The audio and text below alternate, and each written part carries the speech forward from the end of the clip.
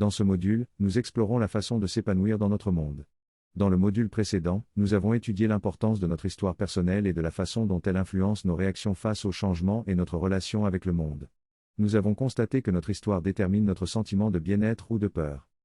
Dans ce deuxième module, nous allons approfondir pourquoi cela se produit et comment notre système fonctionne ainsi.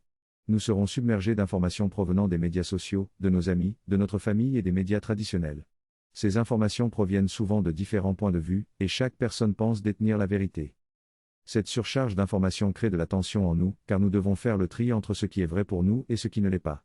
L'incertitude générée par cette situation conduit souvent à la peur. Notre corps réagit alors en libérant des hormones de stress, telles que l'adrénaline et le cortisol, déclenchant une réaction de lutte ou de fuite. Il est important de comprendre que cette réaction de peur est souvent basée sur des schémas subconscients du passé, qui peuvent ne pas correspondre à notre réalité présente. Cela peut générer de l'anxiété, même à un niveau bas, qui a des conséquences néfastes sur notre santé physique et mentale. Cependant, il est possible de transcender cette réaction de peur en comprenant le fonctionnement de notre cerveau. Notre cerveau gauche est associé à la logique et aux faits, tandis que notre cerveau droit est lié à l'intuition et aux émotions. Il est faux de croire que nous n'utilisons qu'un seul côté de notre cerveau, car nous utilisons en réalité les deux tous les jours.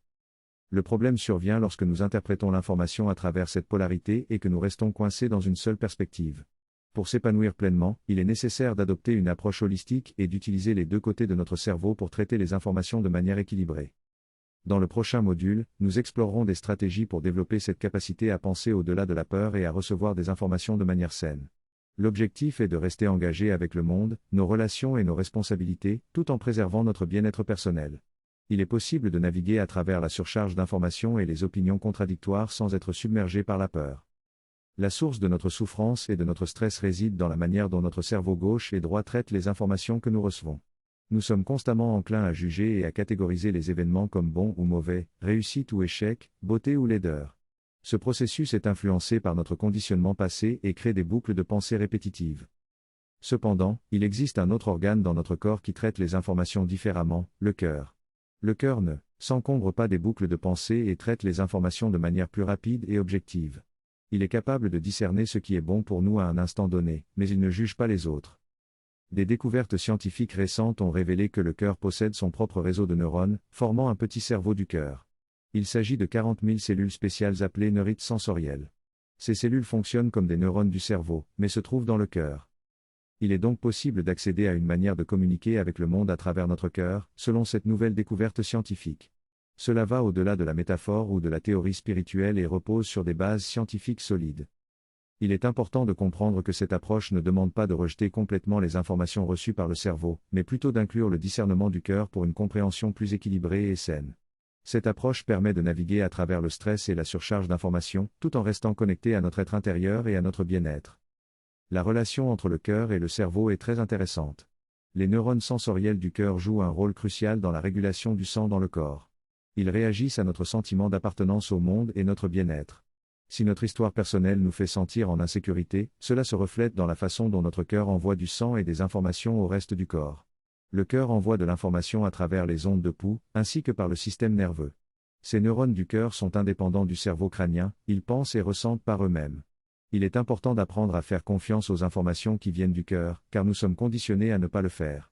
Le cerveau et le cœur travaillent ensemble d'une manière unique, avec le cœur qui envoie des informations au cerveau sur notre sentiment de sécurité et de bien-être, influençant ainsi les substances chimiques que le cerveau libère dans le corps. Nous sommes la seule forme de vie capable de synchroniser et d'harmoniser ces deux réseaux neuronaux pour former un système puissant dans notre corps. Aucune autre forme de vie ne peut le faire. La cohérence entre le cœur et le cerveau est un état où le cœur envoie un signal au cerveau à une fréquence très basse, en dessous du seuil d'audition. Lorsque nous créons cette cohérence, nous pouvons observer des avantages passifs tels qu'une meilleure réponse immunitaire, un soulagement du stress et la stimulation de cellules souches pour la régénération du corps. En plus de ces avantages passifs, la cohérence peut également servir de base pour accéder à des avantages actifs tels que l'épigénétique, la résilience face aux changements du monde et la promotion de la longévité. La cohérence peut être mesurée de manière scientifique et il existe des techniques pour y parvenir. L'intelligence du cœur permet d'accéder à des réponses honnêtes à des questions profondes. On ne peut pas déterminer ce qui est vrai pour une autre personne, car chacun a vécu des expériences qui lui sont propres. En accédant à l'intelligence de notre cœur, nous pouvons connaître notre propre vérité. Cette intelligence nous guide dans la prise de décisions saines et responsables. Pour communiquer avec notre cœur, il est important de poser des questions directes et concises. Les réponses du cœur seront également brèves et objectives, sans jugement. Il ne nous incitera jamais à faire quelque chose de dangereux. Si l'on reçoit de telles informations, il suffit de s'arrêter, respirer et recommencer le processus. Utiliser notre propre technologie interne de cohérence cœur-cerveau est préférable à l'utilisation de produits chimiques, car il permet de rester maître de nos émotions et d'arrêter le processus à tout moment. Chez les Tibétains, on utilise des techniques basées sur la pensée, le sentiment, les émotions, la respiration et la concentration pour induire des états modifiés de conscience depuis longtemps.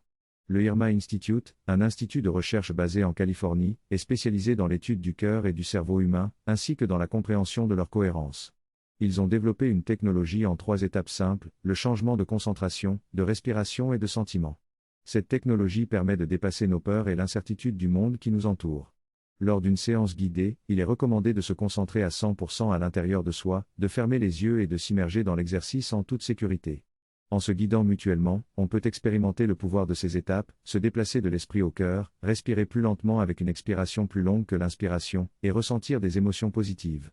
Cette expérience permet de choisir ses sentiments indépendamment de ce qui se passe dans le monde et d'accéder à un sentiment de gratitude. Les Tibétains ont utilisé ces techniques pendant des siècles, et le Irma Institute est un pionnier de la recherche scientifique dans ce domaine. La 3e étape consiste à créer une cohérence qui ouvre la porte à l'intelligence du cœur au-delà de l'ego et de la polarité de l'esprit. Pour cela, nous avons posé 3 questions à notre cœur. La première question était « Mon cœur, que voulez-vous que je sache maintenant ?» Nous avons permis à l'information de venir à nous, sans la chasser, en restant présent. Nous avons noté mentalement le message reçu dans notre cœur. Ensuite, nous avons posé la 2e question, « Mon cœur, qu'attendez-vous de moi à ce moment précis ?» Encore une fois, nous avons permis à la réponse de venir à nous sans la chercher, et nous l'avons notée mentalement. Enfin, la 3e question était, « Mon cœur, de quoi ai-je besoin pour me sentir en sécurité dans mon monde en ce moment ?» Nous avons laissé les réponses, et venir à nous et nous les avons notées. Cette technique peut être utilisée au quotidien pour trouver des réponses à nos questions, pour faire face à des prises de décisions complexes ou pour soulager le stress. Elle nous permet de trouver la vérité et ce qui est bon pour nous. Il est recommandé de pratiquer cette technique quotidiennement pendant au moins 3 minutes, car des études ont montré que cela produit des résultats positifs durables dans notre corps. Cela augmente les niveaux de DA, diminue l'hormone du stress et soulage les niveaux de stress génétique. Il est également possible d'utiliser cette technique lorsque nous nous engageons dans des conversations difficiles ou lorsque nous écoutons des informations, afin de prendre des décisions éclairées en utilisant l'intelligence du cœur. En résumé, cette technique nous permet d'accéder à l'intelligence du cœur, de trouver des réponses et de soulager le stress. Il est recommandé de la pratiquer quotidiennement pendant au moins 3 minutes. En ces temps troublés, l'importance de l'énergie est plus forte que jamais. Avec l'arrivée de l'hiver, nombreux sont ceux qui cherchent des solutions pour se chauffer, cuisiner et se déplacer. Les problèmes climatiques et économiques actuels nous poussent à revoir notre manière de consommer de l'énergie. Il existe différentes solutions pour répondre à ces besoins, mais il est important de s'informer avant de prendre des décisions. En effet, certaines options nécessitent des investissements financiers et énergétiques, et il est primordial de connaître les faits avant de se lancer. Aujourd'hui, les énergies renouvelables, telles que l'énergie solaire et éolienne, sont de plus en plus populaires. Elles permettent de réduire notre dépendance aux énergies fossiles et de limiter notre empreinte carbone. Cependant, il est important de noter que ces solutions peuvent demander des coûts initiaux élevés et nécessitent souvent des infrastructures spécifiques. Par ailleurs, certaines personnes se tournent vers les solutions de chauffage plus traditionnelles, comme le bois.